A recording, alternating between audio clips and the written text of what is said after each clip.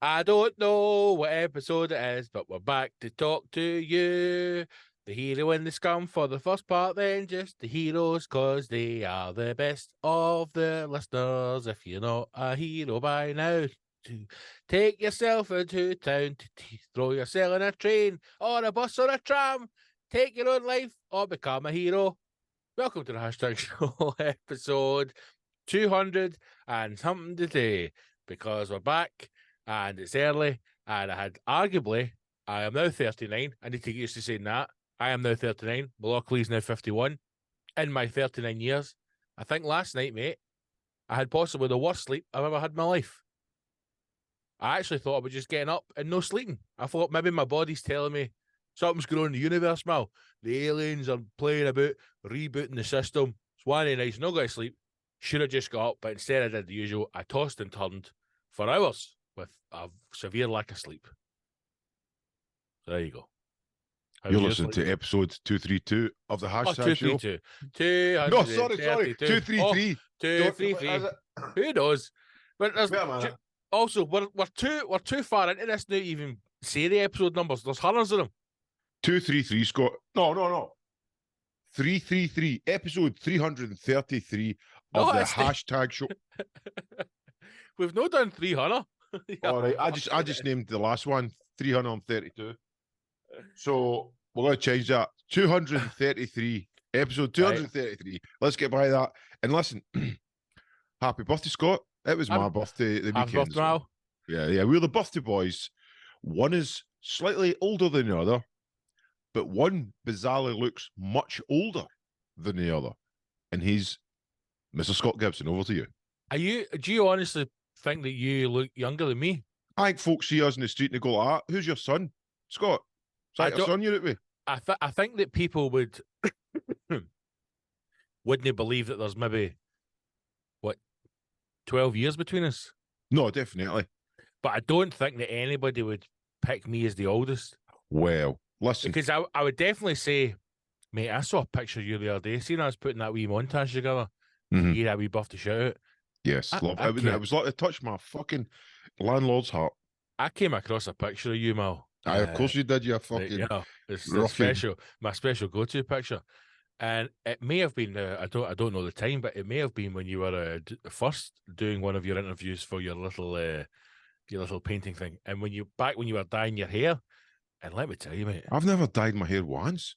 Mate, back when you were dyeing your hair jet black and you were dyeing your beard jet black, remember back in the days? I've never ever. Come on, you can admit it now. You're in your 50s. I swear in my family's life. Right. Well, back when you used to dye your hair jet black, see when I saw that picture, mate, I was like, fucking hell, man, what a ride. No, you've aged, mate. I've aged now. Wait, you're looking old, mate. Mate, I'm 51. I know I've got two kids and an Italian wife. Now, if that doesn't put fucking weight look on at you. See, that's age. Freudian. That's a Freudian slip, because you know you get your wee tits back, and I'm worried about you. This is, you need to start looking after yourself. I am 51 and proud. Oh, is that a hat? Or was that? I've actually just turned. I thought that was a fucking. I hang the computer animated. Didn't even look real. This is just that microphone shield that I've turned inside out, and then I'm just like, it looks like Lauren Hardy's fucking hat. Good morning, madam. That's beautiful. Can you confirm or deny, did Mr. Ross shit his pants over the weekend? Well, he sent us a picture of the interior, and there's clear evidence that he never. I think he's just done a watery fart, or it's been sweat nerves. He was in top form. Do you know, it's like, see, first of all, he posted a picture. Mr. Ross put in a group chat that he shat his pants, right? And obviously, no. Let's put it into context. Yep. He was out and he had a few drinks. He was performing at my OTC 51. If anybody doesn't know what that is, I play all night and celebrate my birthday with friends, and it was a great night. And I invited Mr. Ross as a special guest to sing some songs off my computer games album, because that's actually 10 years old. Yep. And he fucking nailed it, smashed it. But in true Mr. Ross sense, he stepped out of his two-lager zone and ended up fucking blitzed. He also posted it on Facebook, giving away the surprise that he was playing. That was a great surprise, wasn't it? I can't wait to fuck. Anyway, Three folks seen it anyway, so this wasn't any big fucking deal. He then said to me, are we going out after this? And I went, mate, I'm fucking bust. I'm up the road. He goes, have you got a lift? And I said, aye. And it's our mate Donald's that took us a lift.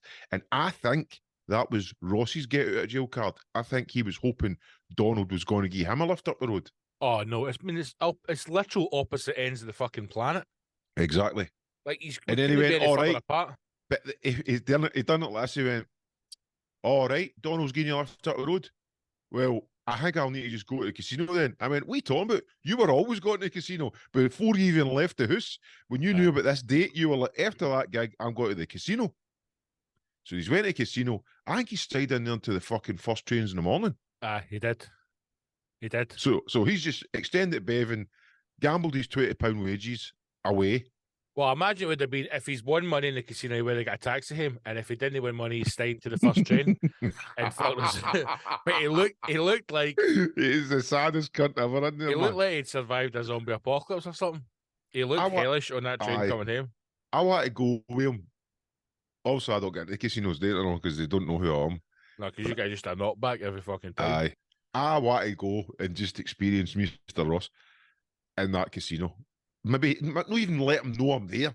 Just be up a corner somewhere, watching him move the room. The Riverboat Casino used to be no cool. It was never cool, but it used to be all right. Like there was normal people in it, like just gambling, having a couple of drinks. It was a kind of like not a nightclub vibe, but it was it was a weekend. A weekend spot. Get a steak there and all that, couldn't you? You get like dinner and shit. We used to go and get breakfast in it, man. It was fucking great. But now, anytime I've been in with us, it's grim, mate. It's really fucking grim, man. It's like just old women and like maybe there's 3 people at a table. It's just fucking, it's grim. It's actually fucking, like you walk in and you just feel sad. And you're like, Ross, what the fuck is it? He loves it. He's in his element. He's drawn to that place. There must be something there. So anyway, he's done that. He's done it all night. Then he's got a train home, rough as fuck, sent us pictures of him in the train. And then later in the afternoon, he's went to his kids' football tournament. And we get the message, lads, I think I've shat my pants at my boys' football tournament. Aye, brilliant. The I did laugh, man, straight away. The genuine fear that must put in you, especially if you are rattling out your box. Because he obviously came home, fucked who he's not, and the wife's went, we've got a football tournament and you're fucking gone. I can't. I don't give a fuck. You're gone. I don't care what state you're in, you're driving. I don't give a fuck. You knew about this. It's happening, it's your Wayne. You brought this yourself.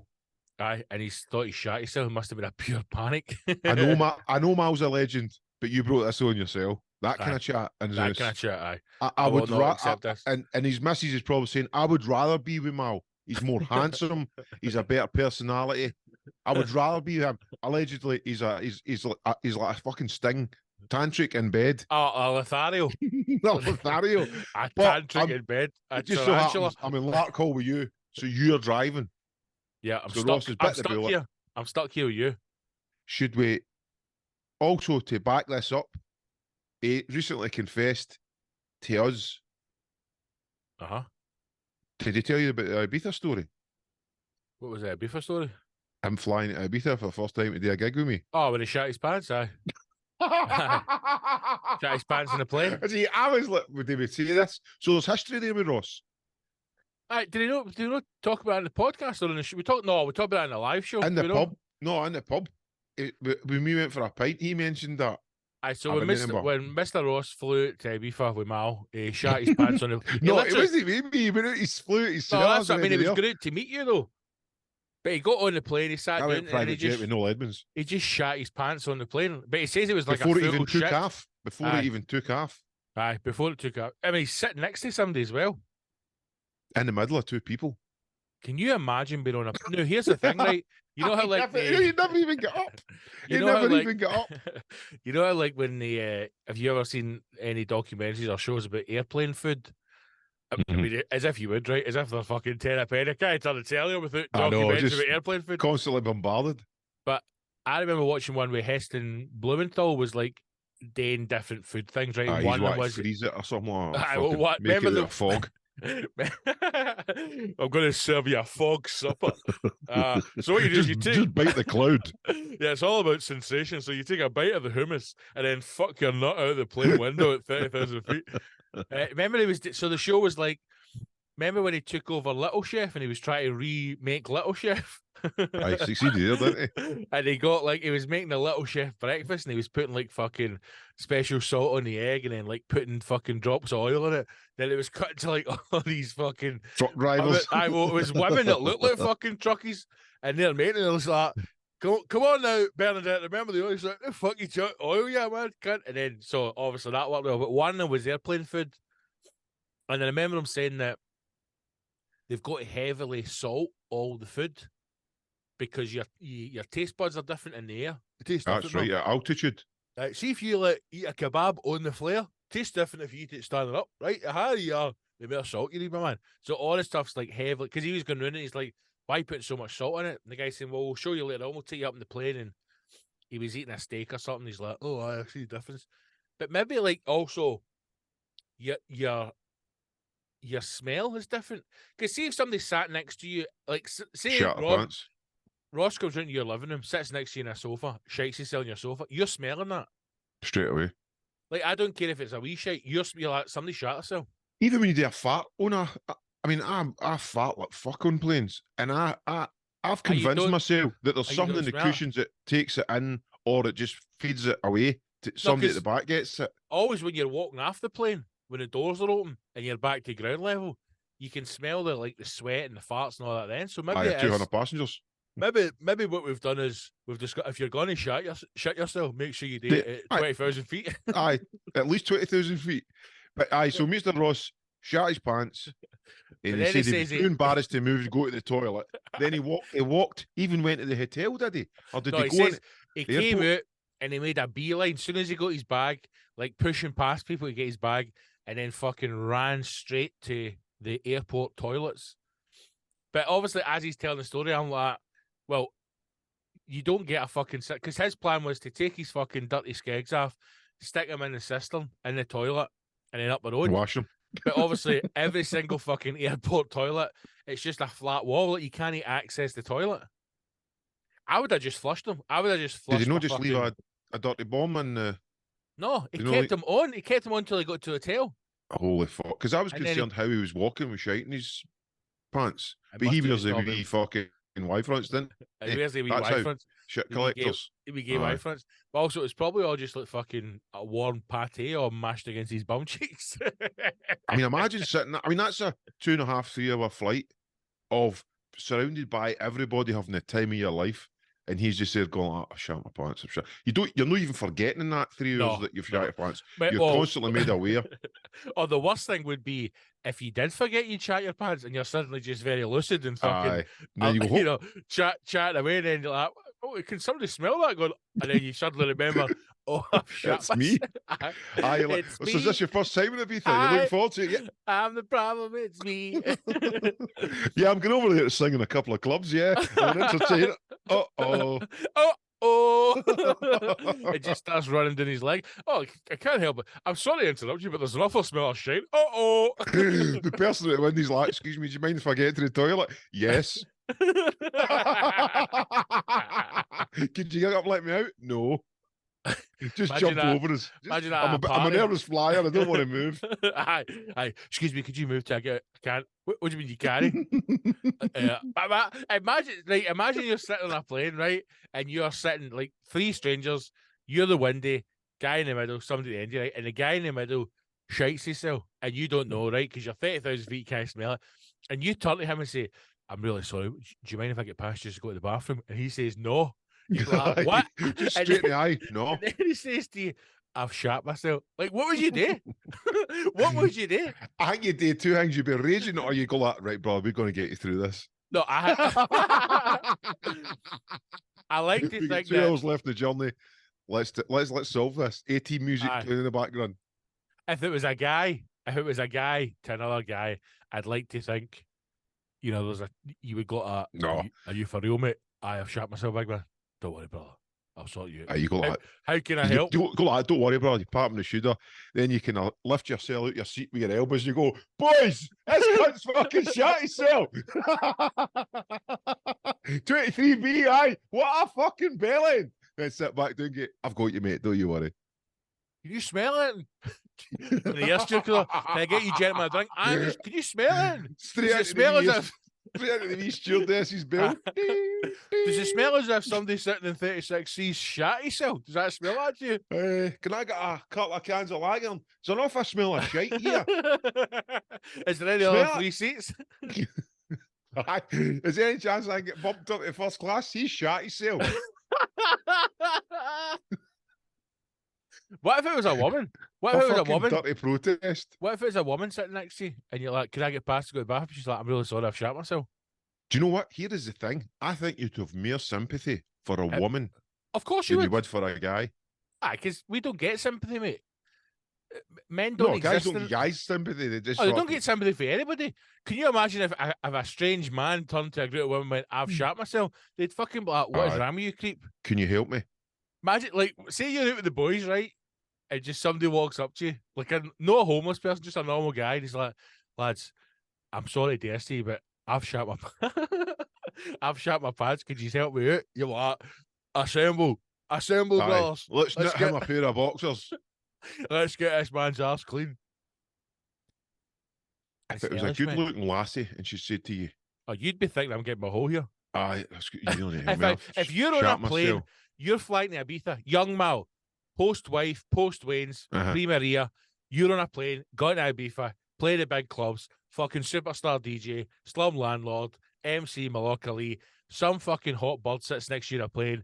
As soon as it takes off and the seatbelt Whispers sign's in my ear. lifted, she turns to you and whispers, I've shot myself. You got that.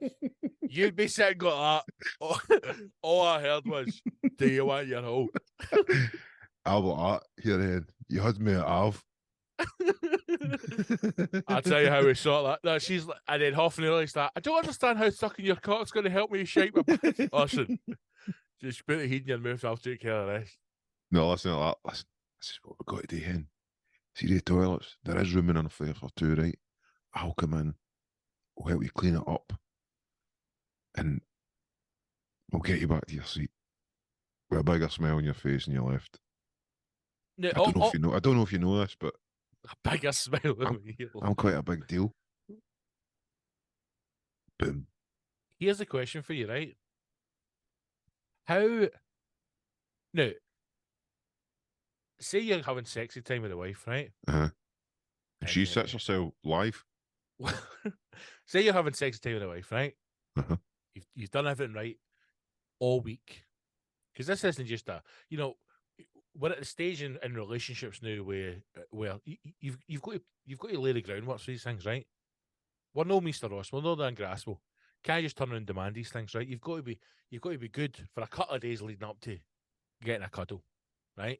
You've got to maybe make an effort, put the dishes away, You've got to the do the dogs old out. arse slaps and the dishes are getting done, Right. and all that kind of stuff. you've got right? to make the signs clear that you're Aye. wanting it. that it's happening, right? It's happening. It's just a matter of breaking them down. She's got to get herself mentally prepared Aye. for that 3-minute onslaught, Aye. right? That fucking push for the title. The tiger's coming out the cage. Aye.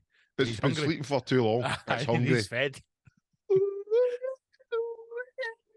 What's that? So you, I am Bambawe. The lion You've had a sleeps tonight. you've had a lovely day, Of right? course you have. Let me paint a Because picture for you. you've Let me taken paint it. a picture for you, right? Right, sorry. I'm Lovely getting day. excited. You've had a lovely day, right? There's no one bit of arguing. She hasn't asked you to do anything. It's just been a lovely day, right? You've maybe been out for a spot of lunch. You've come back. You've had a nice, relaxing night in the garden. Wee bit of sunshine. Maybe You're you've hanging had about a lot of shadow. steak in the barbecue, right? She brings you a bottle of wine. You share a bottle of wine together. She says something cheeky, and you think to yourself, "It's happening. It's on. Right? This is green light, green for go. It's happening." End of the evening. She says something sexual like, I might go to bed early, I'm working in the morning. You're like, I fucking know what you mean. Keep talking. Keep talking. Keep talking. But see, at the same time, this is the thing, right? That when they go men and women, this is how it takes men a certain time. People always think like men are so immature. No, it just takes us years to understand what women mean because they're not straightforward. Men will just say, "I really want my home," or "I'd love a blowjob."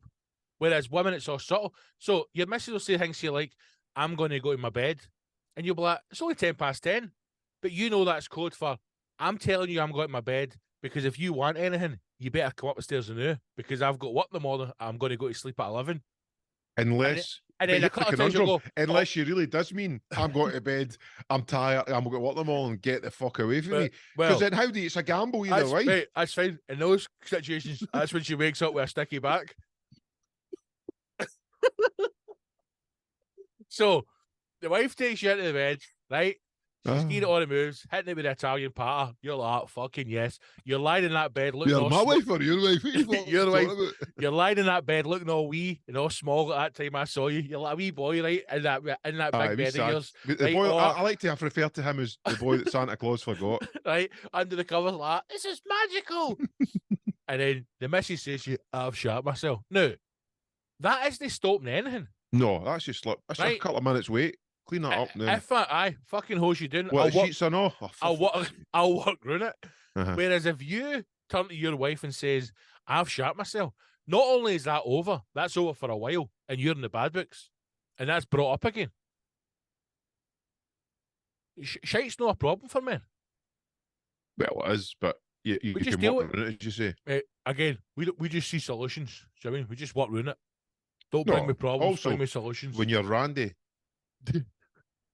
it's like a bear in the woods smelling the blood or whatever. I don't know what the analogy is, but you're focused. It's jet focus. You know what it is? I need to get in the hole. See when men I need to get in the hole. See when you've got the horn, the full horn, right? Obviously we're all horny most of the time, all the right? time. But every now and again, 3 times a week, you'll get that urge where you're like, something has to happen. Otherwise, I'm going to kill something. I need it. It's burning, right? It's my hormones. It's I don't know how hormones, you can put a number on it. Is the number really down to how many times you're allowed? Because for me, I would like to be every night. Oh, of course. But that's not happening. Any guy that says isn't is lying to you, right? Twice a night, mate. Fuck off, you lying cunt. Is that all you think about? No, but it's just part of makeup, right? So even when I don't want it, I want it. The analogy is this, man. You're like a World War II sniper. Of course. You know you're horny. You know you want your hole. The sniper has been given a mission. He's got a man to kill. He goes up that tower. He gets himself prepared. And he sits in that tower. Now, this mission could take a day. It could take a week. But he doesn't leave that tower till that job's done. And that's you want your hole. He's got his rifle. He's caught. Possibly a 12-pack of McCoys. He's lit. Do you need a silent crisp? Silencer. You need a silent crisp. Soggy crisps. He wets his crisps. He's got a flask. He pisses in his crisp bag. Crisps. Just sitting up there, no even. Actually, he's emptied them all. He's took the crisp away because that's a giveaway. I know. He's just got a soggy mush bundle of fucking McCoys or whatever crisp is your favourite. Imagine being a sniper and just knowing you can't move, you can't fart, you can't piss, can't do nothing. He'd also need a roll of toilet paper. No, you can't. So he just shits his pants. He just shits and pisses. I don't even think you would shit, mate. No. I think I've seen some where it was a sniper and they were just pissing in their pants because they couldn't risk moving and exposing themselves. You couldn't. And you can't get your position away or nothing. Mate, it's like it is like trying to get your end away with your missus. Can't get your position away. Can't get your end. Don't get any information on you. Sit quietly. Hey, imagine Mr. Ross in that position. Like a tigress in the bushes and then look off. Imagine for the Mr. Ross would make a good sniper, wouldn't he? He could fucking no. Listen, he sat in a plane in Ibiza and never moved for 3 years. He could just be up in some turret, mate. However long it takes, I'll sit here, pish and shit myself until I hit the target. But Ross, you're the worst sniper marksman. You can't even hit the spot. Don't worry. It's about the longevity. I can stay here. I might not hit the target, but I'll wait and get my best try. All he keeps saying is he can sit in his own shit for 4 days. That doesn't help us. He's like fucking fire a gun. Straight up it for the job. What's your marksman results are all over the place. I know, but I can sit for 4 weeks in my stinking piss and shit. Well, let's give my shotgun. Why do you think you're ready for the role of sniper in the British Army? Do you see during this whole interview? I've been sent a main shite. Then none of you you put cunts a knew. Honda in the front of your crotch lot. Straight up. Smell that. Oh man, I remember my mate's Wayne fucking shot up his back once, and it blew my mind. Well, that's standard, man. Do this to a young Wayne with the nappies. Aye, blew right. I remember I was like holding That's at the what back happens if you put the nappies too tight and you don't lay enough stuff at the bottom. It just goes. Mate, I had him. He's in his wee house. He was only tiny, and I had like my hand at the back of his head just to hold him up when he was eating. And then I like, took my hand away, and I was just, and I went, "What the fuck was that?" It was like green, and I went, "What the fuck?" And it was all up his back and his hair and everything. Jim was Beautiful, like, man. "We've had an explosion. I controlled the explosion."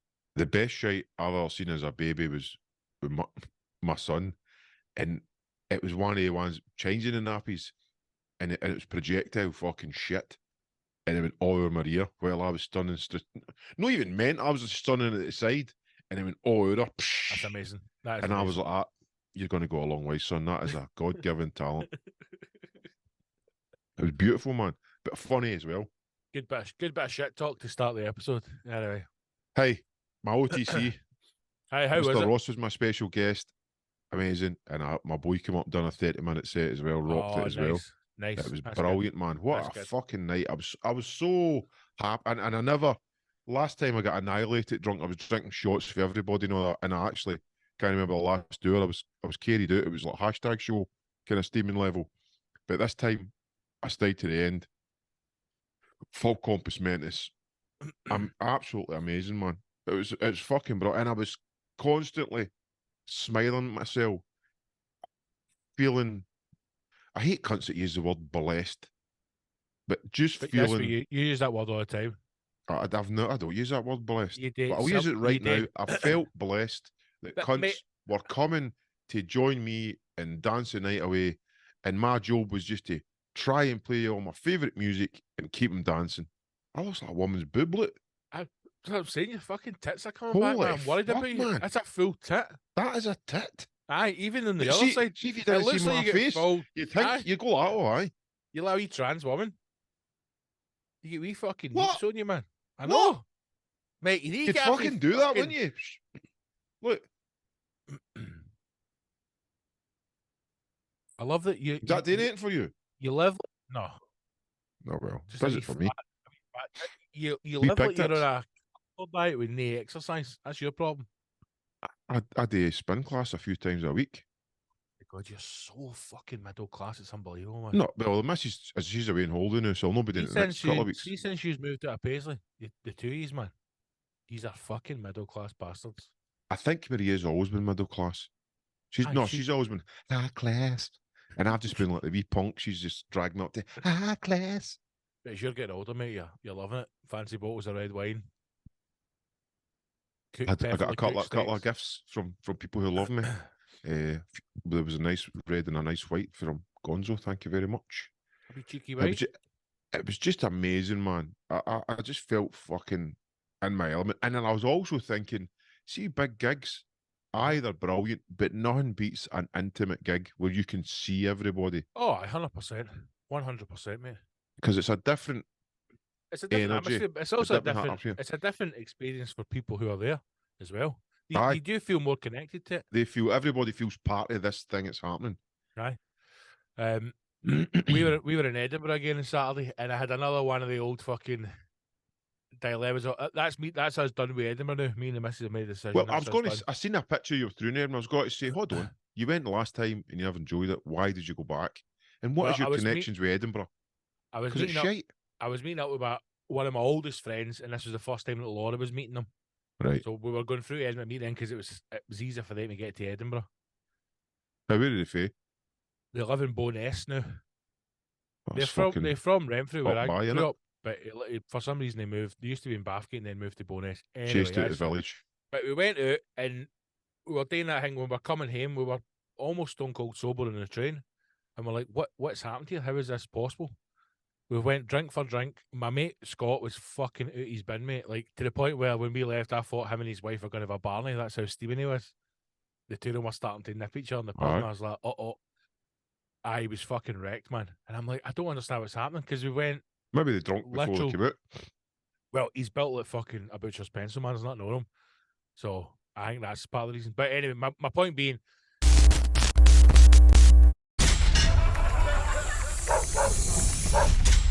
Bye, everybody. Thank you. Good night. Okay. Great. Good night. I love you. Okay. The hashtagshow.co.uk